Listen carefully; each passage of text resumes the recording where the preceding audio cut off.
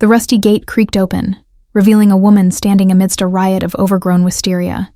She held a smoking crossbow pointed directly at me. "Oh, come on, I'm harmless!" I threw my hands up, a peace offering. "You shot me. Twice?" I pointed to the neat little bandages blossoming blood on my arm and thigh. It wasn't exactly harmless.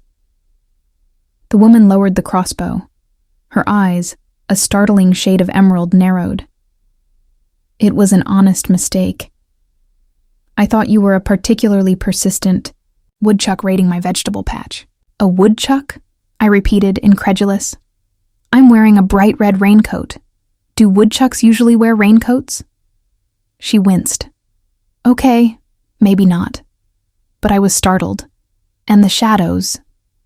She trailed off, looking genuinely contrite. She was breathtaking, even with the weapon and the absurd explanation. Thick, dark curls framed a face that looked like it had been sculpted from moonlight. "Right. Shadows," I said, trying to suppress a smile. "So, harmless, huh?" She sighed, leaning the crossbow against a wisteria-draped trellis. "Look, I'm Willow, and I'm really, really sorry. Can I at least offer you some tea, and maybe clean up those woodchuck wounds?" I hesitated. This was definitely not how I planned to spend my afternoon exploring the back roads of Vermont.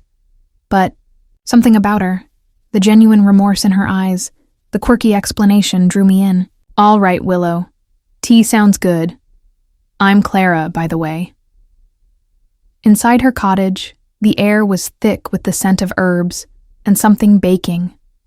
Sunlight streamed through dusty windows, illuminating shelves overflowing with jars filled with dried flowers and strange ingredients.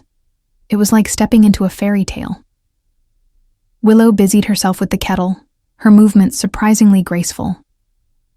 "So, Clara," she said, pouring boiling water over a fragrant blend of herbs, "what brings you to my woodchuck-infested property?" "I'm a writer," I explained, settling into a worn armchair. "I'm working on a novel, and I needed a scenic escape. Your property looked interesting from the road." Willow chuckled, handing me a steaming mug. "Interesting is one word for it. Eccentric is another.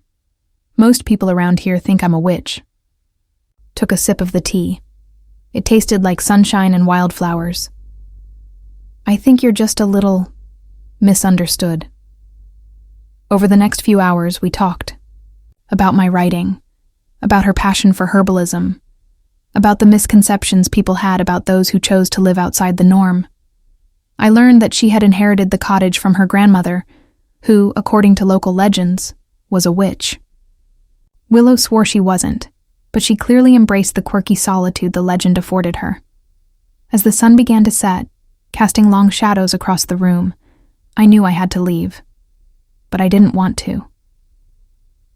"Thank you for the tea, Willow," I said, standing up, "and for not shooting me with any more woodchuck deterrents." She smiled, a genuine, radiant smile that lit up her eyes.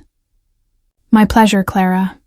Maybe you could come by again, for more tea, and perhaps a more woodchuck-free experience?" "I'd like that very much," I said, feeling a warmth spread through me that had nothing to do with the herbal tea. As I walked back to my car, I glanced back at the cottage, nestled in the overgrown garden. Maybe getting shot by a beautiful crossbow-wielding herbalist wasn't such a bad thing after all. Maybe, just maybe, it was the beginning of something wonderful.